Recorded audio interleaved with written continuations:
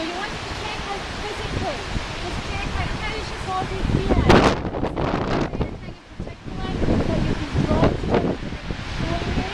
Or you might just feel a sense of something in your own body and that's perfectly valid as well. From her. Now we already had at the beginning, somebody said, was it fed up or relaxing? Yes. Needed a rest. Rest. Right. Needed a rest. Rest, okay, that was very much what I felt. She was Couldn't be tired. bothered. Yeah, she's tired. So, anybody get any feelings about the body when I asked you to check in if there's anything physical going on with any of them? Arthritis? Yeah.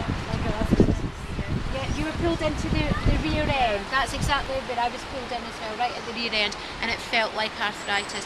Now, as an animal communicator, you can't diagnose, you're not a vet. And you have to be very clear about that. But that doesn't mean that the animals can't share with you exactly what it is that's going on for them and what they're feeling.